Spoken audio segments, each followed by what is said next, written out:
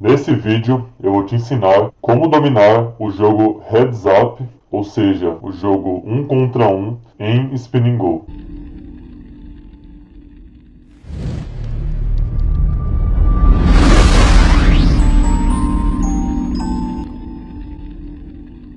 Fala galera, Pokeriano aqui, e hoje o assunto é muito importante. A maioria dos jogadores cometem muitos erros no 1 contra 1, estágio em que está em jogo grande parte dos nossos lucros. Portanto, trouxe aqui fundamentos muito valiosos e uma estratégia geral que vai fazer você se tornar um mestre na fase do 1 contra 1. Essa aula é voltada especificamente para Spinning Go, porém ela pode ser aplicada com muita eficácia em qualquer outra modalidade do poker. E olha, não adianta você aprender só uma parte, porque a junção de tudo que eu vou falar aqui é o que vai te tornar um mestre de verdade nesse estágio do jogo. E já dá o seu like aí se você curte esse estilo de conteúdo que eu estou passando hoje, para eu postar mais conteúdo como esse para você.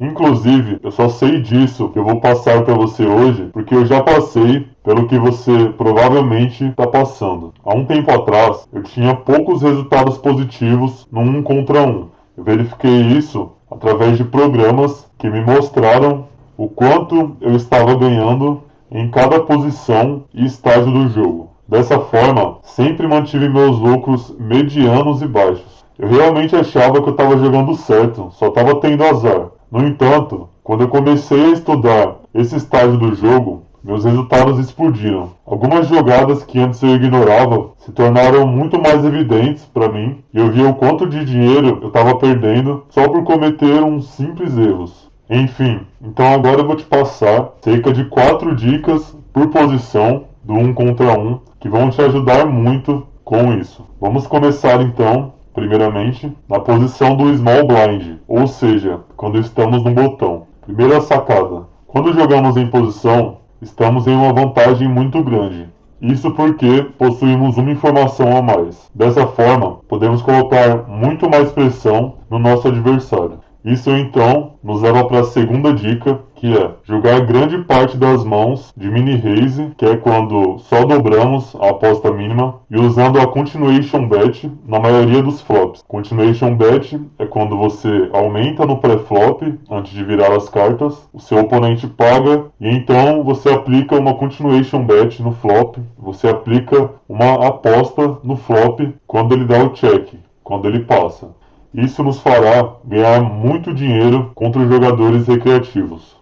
Terceira parte: uma estratégia geral e altamente lucrativa é jogar cerca de 100% das mãos nessa posição, quando jogamos contra um jogador que a gente ainda não conhece. Muitos jogadores costumam desistir muito nessa posição e isso definitivamente é a pior coisa que você pode fazer. Porque da mesma forma que não virá mãos boas para você toda hora, também não vai vir para o seu oponente. No entanto, você tem a vantagem da posição, que vai fazer você poder colocar bastante pressão e levar muitas fichas, independente das cartas que você tem na sua mão. Quarta dica: fazer notas dos jogadores e nos adaptar a eles em cima disso. Outra coisa que nos tornará também muito mais lucrativos. Tem algumas adaptações que a gente tem que fazer quando o jogador está tribetando muito os nossos mini raises, os nossos aumentos antes de virar as cartas. Tribet é quando você aumenta e ele reaumenta,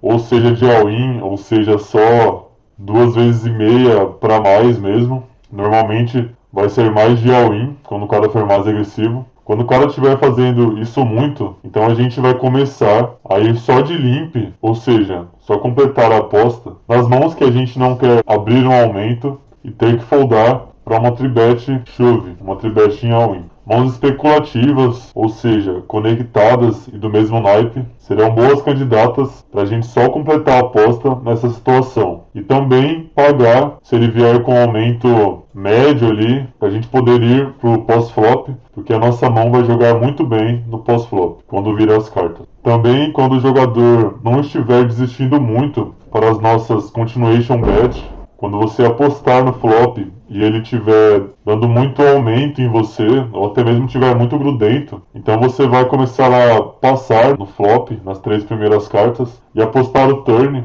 ou até mesmo o river, se ele também não estiver desistindo muito no turn, ou até mesmo não vai apostar nenhuma, mas isso vai acontecer pouco. Nessa situação, você vai esperar uma mão ali que você tem um valor claro, e dessa forma você vai extrair muitas fichas do seu oponente. Enfim, aí está algumas das adaptações que você pode fazer dependendo das ações do seu oponente. E a gente já está no meio do vídeo. Se você não se inscreveu ainda, clica aí, ativa as notificações para não perder nenhum tipo de conteúdo que eu passar para você. E também dá seu like se você ainda não tiver dado. E se você ainda não baixou o PDF que eu disponibilizo gratuitamente para você, onde eu te ensino ranges, que são tabelas de mãos altamente lucrativas para se jogar no pré-flop, já clica aí, o link está aí embaixo e já baixa, porque isso realmente vai mudar o seu jogo da água para o vinho.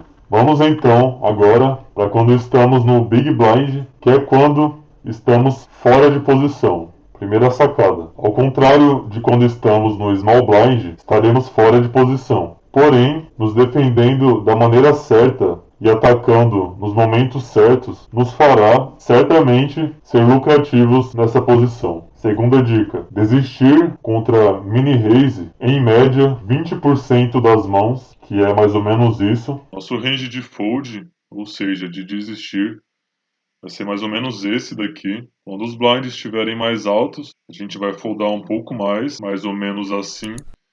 E quando estiverem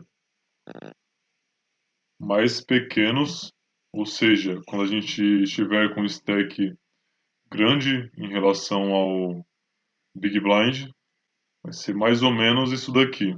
Então, a gente vai variar aí de 23% a mais ou menos 15% de fold no pré-flop, dependendo do tamanho do nosso stack e também do perfil do vilão. Quanto mais agressivo ele for, quanto mais ele estiver apostando nos flops, mais a gente vai desistir pré-flop também, com as mãos mais fracas, porque a gente não vai ter possibilidade de realizar a nossa equidade no pós-flop muito frequentemente.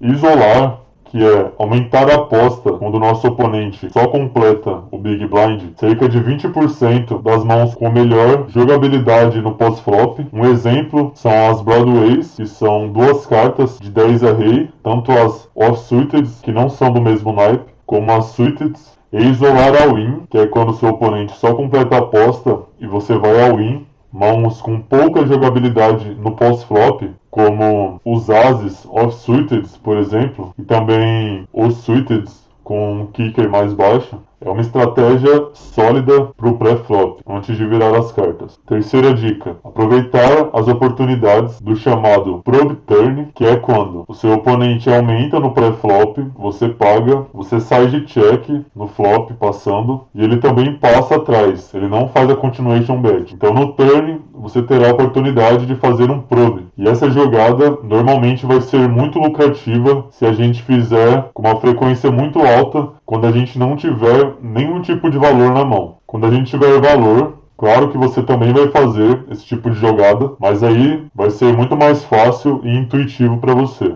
Quarta dica: só usar o Donkey Bet se você souber exatamente o porquê está usando. Essa é uma jogada extremamente fraca se aplicada da maneira errada. Inclusive eu já fiz um vídeo sobre ela, se você não viu, já vai lá dar uma olhada. Então, se você não sabe se pode realmente estar certo fazer isso, é infinitamente melhor que você simplesmente zere suas Donkey Bets. Não Donkey Bet em situação nenhuma. Inclusive, até os $15 que eu jogava, eu não entendia muito bem o quando que eu poderia usar a Donkey Bet, e ainda assim eu já era super lucrativo. Fui começar a usar mais ou menos ali nos $30. Obviamente melhorou o meu jogo quando eu aprendi a usar, foi uma ferramenta a mais, mas eu posso te dizer com certeza que se você zerar, é muito melhor do que você fazer sem saber o que está fazendo. Então por hoje é só, espero que você tenha gostado do conteúdo. Se ficou alguma dúvida em relação a alguma coisa aí, se você tem alguma dica